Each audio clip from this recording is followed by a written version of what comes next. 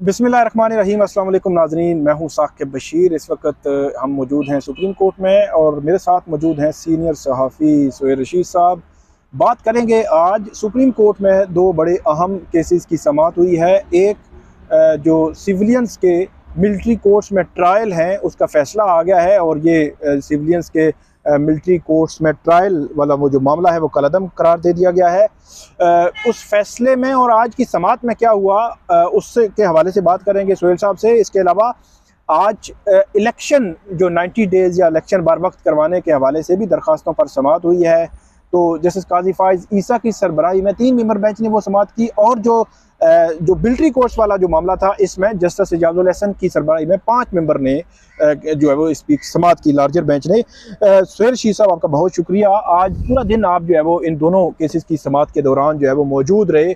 तो ये बताइएगा कि मिलिट्री कोर्ट्स में सिविलियंस के ट्रायल का फैसला है क्या, अब इसको आसान अल्फाज में उसके असरात क्या होंगे? देखें, इसके असरात की बात करते हैं। सबसे पहले मौजूदा इम्पैक्ट जो है वो ये है कि आज से 9 मई के जो मुल्ज़मान थे जिसमें पीटीआई के कारकुनान शामिल थे बुनियादी तौर पर, उनका मिलिट्री कोर्ट्स में ट्रायल नहीं होगा और अब तक जो कुछ भी हुआ वो गैर मौसर करार दिया है सुप्रीम कोर्ट ऑफ पाकिस्तान ने। ठीक है कि उनका ट्रायल हो ही नहीं सकता और इस हद तक फैसला उनका ट्रायल मिलिट्री कोर्ट्स में नहीं हो सकता, क्रिमिनल कोर्ट्स में चलेगा जो आम ऑर्डिनरी लॉ के तहत पाकिस्तान में या किसी स्पेशल लॉ के तहत कायम है, जैसे एटीसी अदालतें।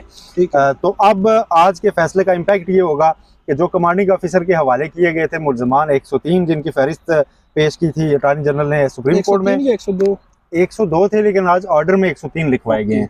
तो मेरा ख्याल है कोई एक और उसमें शामिल हुआ है। ठीक। तो उन 102 या 103 मुल्ज़मान का आज से वापस ट्रायल, उससे पहले का स्टेटस बहाल हो जाएगा। वो वापस इंसदाद दहशतगर्दी अदालत में जहाँ उनके ट्रायल चल रहे थे वो वहीं पे चले जाएंगे। वो मजीद मिलिट्री की तहवील में नहीं रहेंगे। आज का ये फैसला इसकी रूह और वो भी ये है जो पिंडी इस्लामाबाद के हैं वो इस्लामाबाद पिंडी की एटीसी और लाहौर वाले जो है मुतलका अदालत में जिस आम केसेस चलते हैं मिलिट्री कस्टडी से लेकर जेलों में भी चले जाएंगे। जी जी, आम जेलों में चले जाएंगे, जो जुडिशल रिमांड में वो आम जेलों में चले जाएंगे। ठीक है, ये आज के फैसले की रूह है और इस हद तक 5 जजेस का इत्तेफाक है। ठीक है। जिस सेक्शन के तहत उनको जो है वो अक्यूज बनाया गया था आर्मी एक्ट की सेक्शन 2D1 उसको या 21D, ठीक है, और डी के आगे फिर रोमन 1 है या इस तरह, अच्छा, उसको गैर आईनी करार दिया सुप्रीम कोर्ट ने कि वो शिक है ही गैर आईनी, यानी आज से वो उस एक्ट का हिस्सा ही नहीं रहेगी और आज से उसके तहत किसी आम शहरी को नहीं ट्रायल किया जाएगा। वो बुनियादी तौर पर शिक किया जैसे कि अगर आपका आर्म फोर्सेस के अंदर कोई ताल्लुक साबित हो किसी जुर्म से कि आपने अंदर के मौजूद किसी बंदे के साथ मिलकर किया है या उनको अपनी जिम्मेदारी की अदायगी से रोका है, इस तरह का कुछ उसका बनता था, उसको अब सिविल शहरियों के हद तक वो खत्म हो गया है। ये आर्मी एक्ट का मामला सिविल शहरियों पे अब वो उस तरह नहीं लगेगा। हाँ, इसमें डिटेल रीजनिंग बाद में आएगी, एक्सप्लेनेशंस भी आएंगी। कोर्ट वैसे फैसला जो करती होती है, सुनाती है मुख्तसर आर्डर, तो उसमें यही कहा जाता है अमूमन कि for reasons to be recorded later. आज उन्होंने साथ एक्सप्लेनेशंस का लफ्ज भी ऐड किया है। अच्छा, हाँ, फैसला सुनाते हुए। तो उसमें मेरा ख्याल है एक तो कुलभूषण वाला मामला जो है उसको बड़ा कैटेगोरिकली अलग किया जाएगा कि वो गैर मुल्की या जासूसी में पकड़ा गया है, डिफरेंट, ठीक है। और उसके अलावा अफरीदी, हाँ, इस तरह की जो चीजें हैं उसमें बताई जाएंगी। अच्छा, वो क्लैरिटी आएगी। हाँ, जो या फिर किसी दहशतगर्द तंजीम से किसी का ताल्लुक है तो वो शहरी भी है पाकिस्तान का, तो उसका वो मामला नहीं होगा। क्योंकि 21D अगर आप गैर आईनी करार दे रहे हैं तो इट मीन के और भी लोग इससे फायदा उठाएंगे। जी जी जी जी, ठीक है, तो वो क्लियर करेंगे। जी जी, उसके ऊपर वो अदालत ने 4 जजेस ने इत्तेफाक किया है। ठीक है, जस्टिस यहिया अफरीदी ने एज ऑफ नाउ उसे इत्तेफाक नहीं किया है, लेकिन उन्होंने अपनी राय महफूज की है। ठीक है, उन्होंने कहा है कि मैं इस पे अपनी अलग राय लिखूंगा, लेकिन अमूमी अंडरस्टैंडिंग ये है कि उनका इस पे इख्तलाफ होना है। अगर इत्तेफाक होता तो वो अभी कर देते। अब हफ्ते बाद ऐसा लगता नहीं कि 10 दिन 15 महीने बाद वो कहें कि नहीं मैं भी उन्हीं से इत्तेफाक करता हूँ। तो उनके पास कोई रीजनिंग होगी कि वो उसके ऊपर क्यों उन्होंने रिजर्व किया, लेकिन वो अभी आएगा या फिर वो गौर फिक्र के लिए वक्त ले रहे हैं, उसका वो करेंगे। और अपनी इस फैसले के खिलाफ 5 मेंबर बेंच के फैसले के खिलाफ 7 मेंबर बेंच अपील सुनेगा। अपील, हाँ, अगर अपील आएगी तो फिर वो एक बेंच दोबारा बनेगा। ठीक है, और वो अपील में सुना जाएगा प्रैक्टिस एंड प्रोसीजर के तहत जी, और इस केस का दोबारा जायजा लिया जाएगा। अब इसमें सिचुएशन ये है कि चीफ जस्टिस काजी फायज ईसा साहब 21वीं आईनी तरमीम में उनका इख्तलाफी नोट बड़ा पॉपुलर है। उन्होंने मिलिट्री कोर्ट्स को वैसे ही इख्तलाफ किया था कि वो सिविलियन से मुतालिक नहीं हो सकती, अगरचे वो मामला दहशतगर्दों से मुतालिक था। यहाँ पे मामला वो भी नहीं था, आम शहरियों का था। और सुप्रीम कोर्ट ने आज ये केस फिक्स हुआ था चीफ जस्टिस काजी फायज ईसा की चीफ जस्टिस बनने के बाद पहली बार। और इसमें 3 अगस्त के बाद आज पहली दफा इसमें उन्होंने बेंच जो है ना माइनस चीफ जस्टिस साबिक उमर अताब बंदयाल के बाकियों को बरकरार रखा था। और उसका मतलब ये था, 2 मतलब थे, एक जो लोग कह रहे हैं, एक मेरी नज़र में ये था कि चूंकि ये नया मेंबर कोई भी शामिल हुआ तो केस पूरा दोबारा से आर्गूमेंट सुनना पड़ेंगे, इसलिए उसी बेंच को बरकरार रखा जाए ताकि केस जहां तक था वहीं से आगे सुन के तो फैसला किया जा सके। यही है और हुआ भी यही है।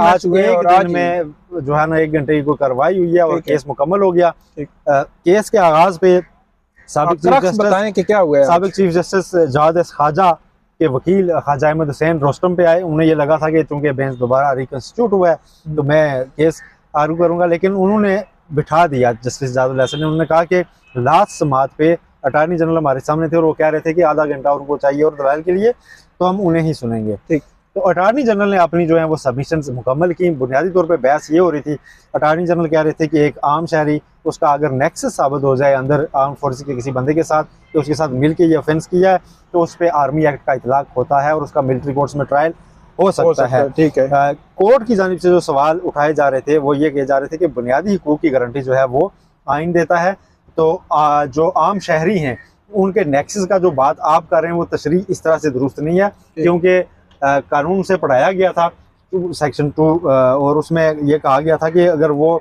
अपने डिसिप्लिन को पाबंद रख लें और अपनी जो है ना उनकी ड्यूटीज अदा करने में कोई अगर रुकावट डाले तो उसके ऊपर वो इतलाक होता है। ठीक है। तो जस्टिस आयशा मलिक ने इस पर उन्होंने कहा कि आपकी तशरीह दुरुस्त नहीं है। तशरीह इसकी ये बनती है कि ये कानून पाबंद कर रहा है आर्म्ड फोर्सेस के अंदर मौजूद लोगों को कि आपने हर हाल में डिसिप्लिन भी मेंटेन रखना है, आपने हर हाल में अपनी ड्यूटी भी परफॉर्म करनी है और उसका बार उन्हीं के ऊपर है कि वो अपनी ड्यूटी परफॉर्म करेंगे। उसका बार आम शहरियों के ऊपर नहीं डाल सकते वो कि फलां बंदा आ गया था और उसने मुझे ड्यूटी से रोक दिया, क्योंकि उसकी लुब्बे लबाब ये था कि एक आर्मी का नौजवान जो होता है, जवान अफिसर कोई भी, तो वो तो जंग भी लड़ता है, उसके लिए तो ये ऑप्शन ही नहीं होता कि ड्यूटी अदा नहीं कर सका।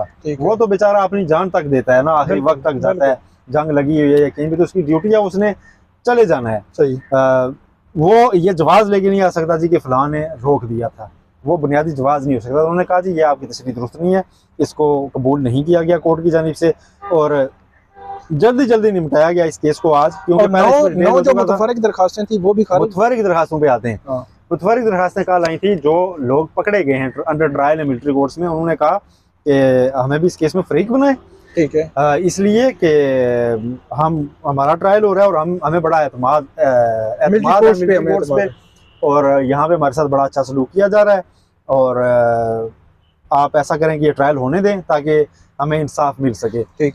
वो आज वापस लेने की बुनियाद पे खारिज कर दी गई क्योंकि कोर्ट उन्हें खारिज ही कर रही थी। ओके, अच्छा वापस ले लेंगी। हाँ, ओके। उसके अलावा कुछ ऐसी भी दरखास्तें थी जिनके ऊपर ना रजिस्ट्रार ऑफिस ने एतराज लगा रखा था और वो आज ओपन कोर्ट में फिक्स भी हुई थी। ओके। चैम्बर अपीलें। ठीक है। उसके बारे में कोर्ट ने कहा कि वो हम वापस चैम्बर में ही भेजेंगे, वहीं डिसाइड करेंगे। रिवायत यही है कि वहीं पर डिसाइड होती हैं और जो पिटीशंस थी मेन उनको डिसाइड कर लिया गया। आज कोर्ट ने समाअत कंक्लूड करते हुए कहा था कि हम अगर वापस आए तो आज ही शॉर्ट ऑर्डर देंगे, ना आए तो आपको बताएंगे कि डेट कब होनी है। लेकिन थोड़ी देर बाद स्टाफ ने आगे बता दिया था कि 3 बजे आज ही सुना दिया जाएगा, ये फैसला जो है वो सुना दिया जाएगा और आज ही ये फैसला सुनाया गया, आज ही निपटाया गया है। इससे मेरा ख्याल है जो कोई भी अब पेचीदगी रह नहीं गई, बड़ा सादा सा फैसला। एक सवाल सिर्फ कि ये क्लैरिटी यकीनन आएगी कि अब सुप्रीम कोर्ट ने फैसला दे दिया, तहरीरी फैसला आएगा और उसकी अटेस्टेड कॉपीज़ वो वजारत दिफा को जाएंगी, कहाँ जाएंगी, कितना टाइम होगा कि उनको मिलिट्री